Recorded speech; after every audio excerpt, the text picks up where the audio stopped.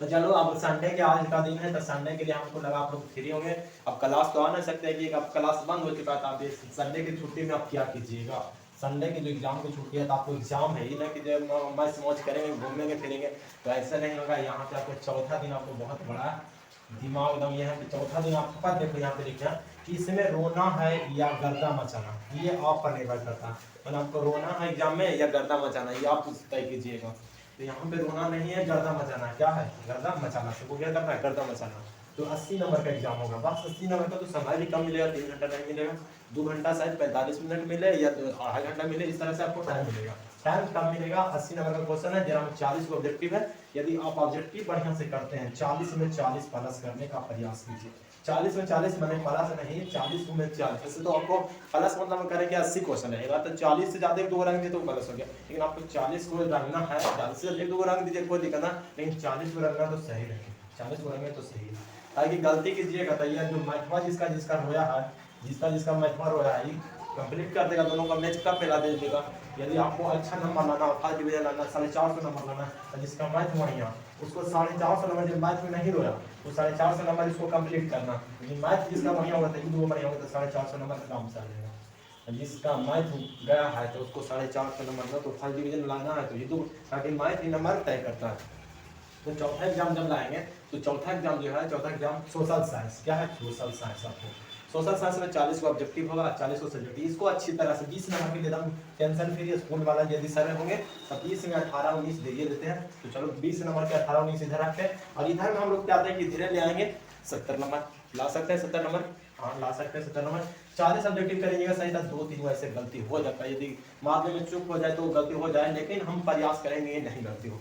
और 40 में से 80 में सब्जेक्टिव में जो 40 नंबर का लाना है इधर सब्जेक्टिव में, तो उसको भी हम चाहेंगे कि सही कर सकते हैं।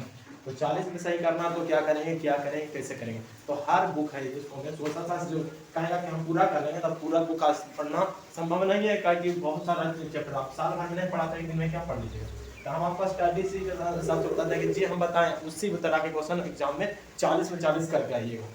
तो आप लोग को कुछ नहीं करना, हम यहाँ पे नोट्स उपलब्ध कराए थे, नोट्स भी पढ़ सकते हैं या कॉपी में लिखा हुआ जो भी पढ़ सकते हैं, न तो हम आपके लिए सब्जेक्टिव वीडियो डाल देते हैं। सब्जेक्टिव वीडियो डाल देते हैं, उसको से भी देख के आप लोग कर सकते हैं। चलो हम इसको बताते हैं थोड़ा सा क्वेश्चन। इसको में सत्ता में साझेदारी आप क्या समझते हैं? क्वेश्चन आ गया सत्ता में साझेदारी, वो चैप्टर है पॉलिटी के लिए है, या लोकतंत्र क्या है। लोकतंत्र क्या है? पॉलिटी से क्वेश्चन आता है। पॉलिटी से क्वेश्चन आता है समवर्ती सूची क्या है, संघ सूची क्या है, इस तरह की पॉलिटी से क्वेश्चन आता है, आप लोग हम करवाएंगे।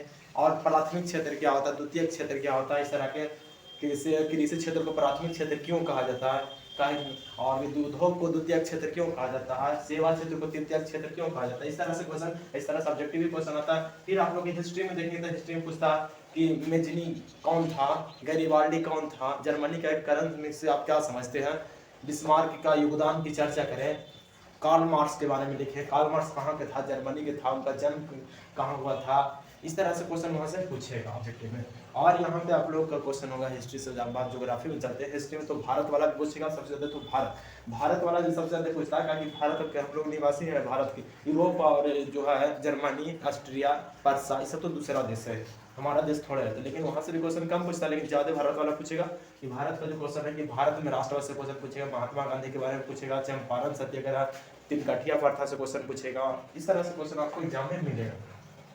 तो चलो आगे समय आपदा से, आपदा हम कंफर्म रखिए कि कम से कम तो 7 से 8 नंबर आपदा देगा। ऑब्जेक्टिव सब्जेक्टिव मिलाकर 8 से।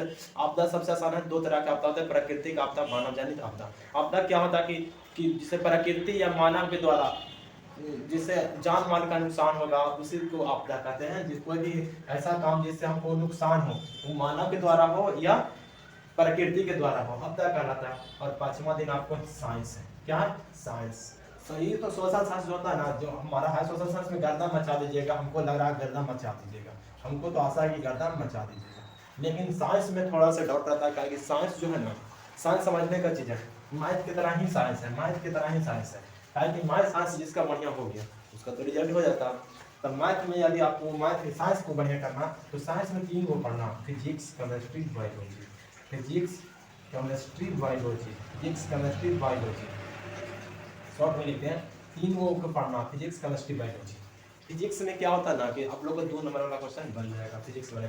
फिजिक्स में आता है 2 नंबर का क्वेश्चन जो दृष्टि दोष क्या है, अवतल दर्पण के उपयोग, उत्तल दर्पण, लेंस, इस तरह का क्वेश्चन आएगा फिजिक्स में 2 नंबर वाला क्वेश्चन। 2 नंबर वाला क्वेश्चन प्रकाश क्या है, दीप्त वस्तु क्या है, अदीप्त वस्तु क्या है, इस तरह से आता है क्वेश्चन। लेकिन यहाँ पे आपको केमिस्ट्री से क्वेश्चन पूछेगा। और लेकिन यहाँ पे देखिए सब्जेक्टिव क्वेश्चन यहाँ पे 5 नंबर या 6 नंबर के 2 क्वेश्चन रहता कि 2 नियम बनाना रहता, तो उसको मुझे यहाँ पे आता है ना ओम का नियम आ जाता है। क्या है कि ओम का नियम आ जाए, या कंफर्म करें तो ओम का नियम ही आएगा। ओम का नियम आ सकता है, या आ सकता है मोटर आ सकता है, मोटर का सिद्धांत, या डायनेमो आ सकता है, डायनेमो, या आ सकता है 1/v प्लस 1/u बराबर 1/f आ सकता है, या 1 बराबर r/2 सिद्ध करना था, या दृष्टि दोष को निकालेगा। दृष्टि दोष क्या है, इसके प्रकार लिखें। दृष्टि दोष से ही क्वेश्चन आ जाएगा कि दृष्टि दोष क्या है, इसके कितने प्रकार होता है, सभी को लिखें।